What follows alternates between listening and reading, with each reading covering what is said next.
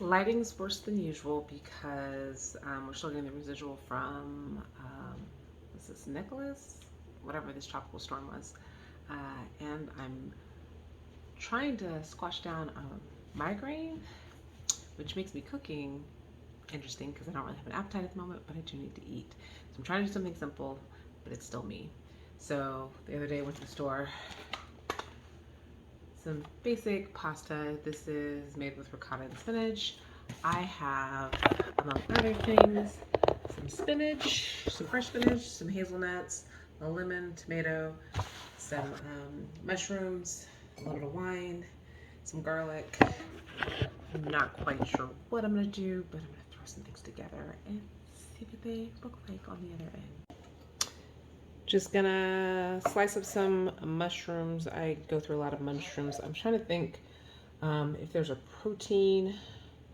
I have some shrimp in the freezer that I could potentially pull out, but I'm not really feeling that. It's not calling to me.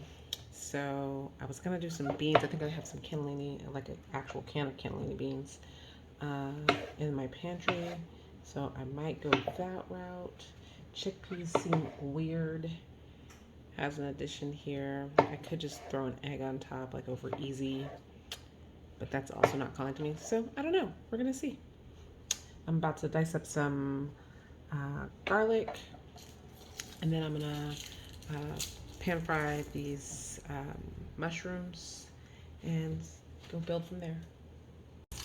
Okay, in here I've got probably a little too much oil. I have some olive oil as well as some butter.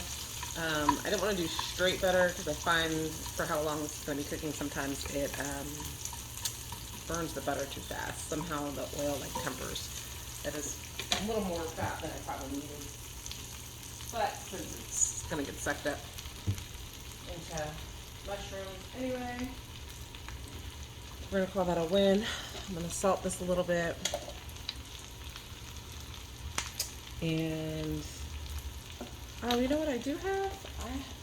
The wine I pulled out is leftover white wine, but I have some masala, some dry masala that I will probably do instead, because that will give it a little bit more flavor. So that's exciting. So the other day I made this 4-ingredient, the 4th ingredient being salt, hazelnut cookies.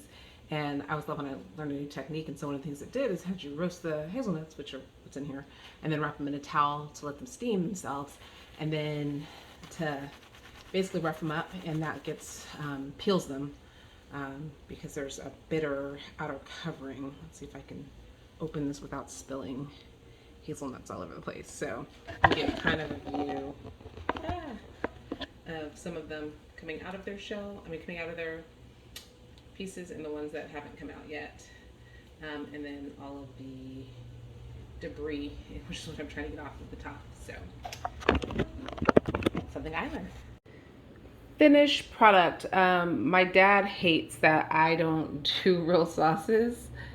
The only real sauce I'll do a pesto if I have stuff for pesto, which I don't have enough basil for that. But I don't really like red sauce except for lasagna.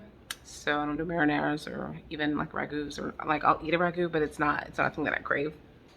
So this is just some lemon, some olive oil, a little bit of butter, some garlic, and then threw in everything else. So that includes the mushrooms, that's spinach, it's topped with hazelnut, and I threw in some tomatoes, some of that yellow tomato, heirloom style. So I'm gonna turn off this light again and I hope you're having something delightful.